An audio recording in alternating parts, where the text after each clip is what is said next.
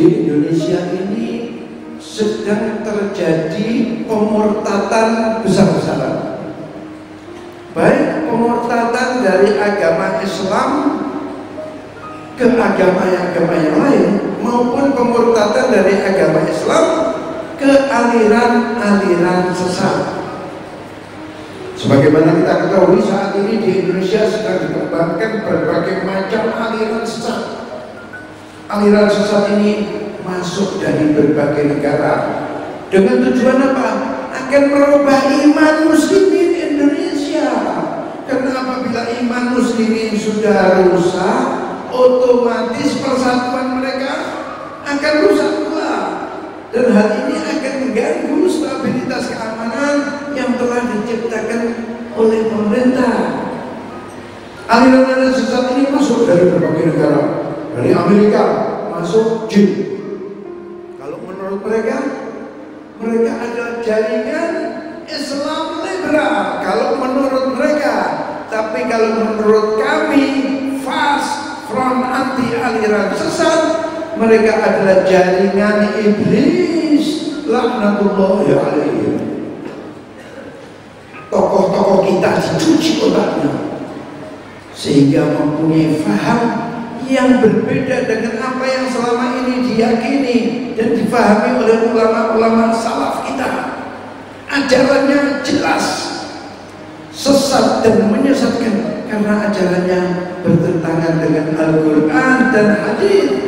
Karenanya mereka kita tolak.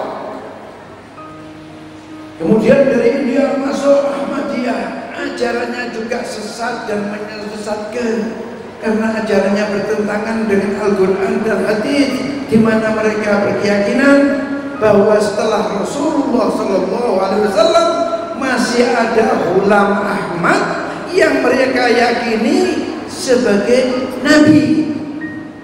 Keyakinan yang demikian ini bertentangan dengan firman Allah Subhanahu wa taala yang tertera dalam Al-Qur'anul Karim, "Maka Muhammadun aba ahadin min rijalikum walakin Rasulullah wa khataman nabiyyin."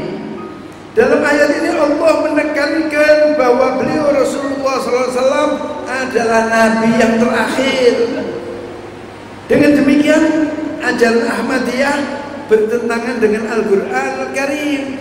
Jelasnya mereka menolak kalamullah, sedang orang yang menolak kalamullah tidak diragukan lagi kekufurannya. Karenanya mereka juga kita tolak. Nah, sekarang ini ada Kafatar, ini hampir sama ini. Kafatar ini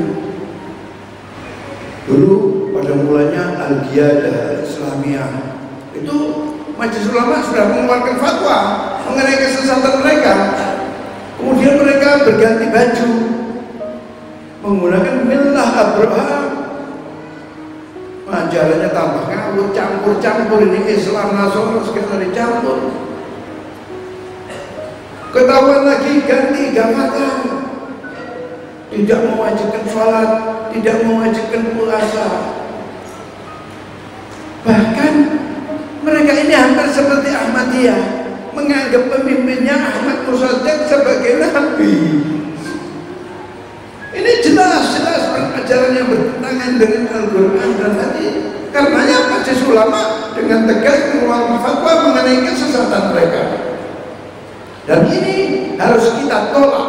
Tidak boleh di kota kita ada Kafatar lagi. Di samping itu ma'asyar hadirin masih banyak aliran-aliran sesat ini, baik perorangan, ngaku nabi, ngaku rasul, ngaku malaikat, bahkan orang jual bakso ngaku nabi. Yang heran itu di Indonesia laku. Jelas ini kemarin kita lihat orang ini jual bakso, kemudian sekarang mengaku nabi. Ya kita yakin ada pengikutnya. Memang Indonesia ini lahan subur untuk aliran-aliran sesat. Namun ma'asyar hadirin wal hadirat rahimakumullah, dari sekian banyak aliran-aliran sesat yang sedang dikembangkan di Indonesia ini, yang paling berbahaya bagi agama, bangsa dan negara adalah aliran Syiah. Mengapa? Kok aliran Syiah ini paling berbahaya? Jenis bahaya lain-lainnya.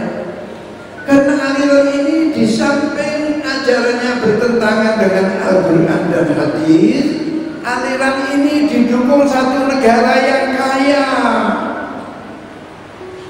Siang malam tokoh-tokoh mereka itu bekerja, bermiliar-miliar dolar mereka hamburkan dalam pemurtatan ini. Ulama-ulama kita, tokoh-tokoh kita, mereka datangi, mereka dekati. Ada yang didatangi, ada yang diundang ke Iran. Di Iran mereka ditamasyakan. Yang perlu dana dibantu, baik untuk pribadinya maupun untuk organisasinya, sehingga hampir semua organisasi Islam di Indonesia menerima bantuan dari Syiah. Beasiswa diberikan. Dasar kita ini suka berebut beasiswa tanpa memikirkan akibatnya. Anak-anak kita, saudara-saudara kita kirim ke Iran untuk belajar. Berangkat ke Iran dalam akidah as-sahihah, akidah Ahlussunnah wal Jamaah. Di sana 2, 3, 4 tahun pulang sudah murtad, sudah pindah akidah, sudah pindah agama.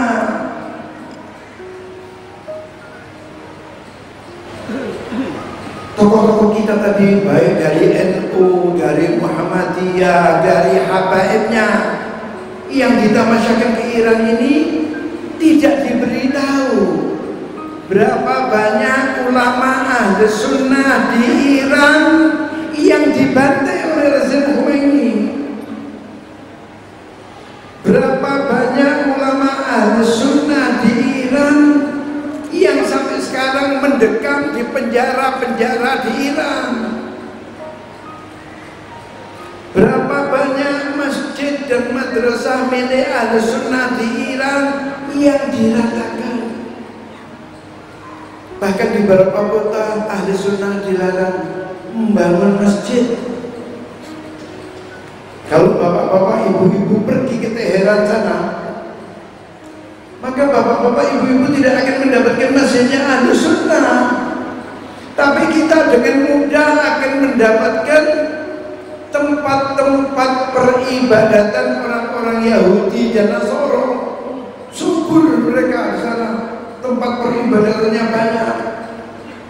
Padahal jumlah Ahlus Sunnah di Iran itu kurang lebih sepertiga penduduk Iran itu Ahlus Sunnah. Kurang lebih 20 juta, lakinnahum mazlumin. Mereka sangat tersiksa, sangat tertekan. Tidak boleh mengadakan kegiatan ini, tidak boleh mengadakan kegiatan itu. Apabila tetap mengadakan kegiatan, ditangkap, dibunuh, digantung di hadapan umum tanpa diadili. Ini yang terjadi terhadap Ahlus Sunnah di Iran. Mereka mazlum,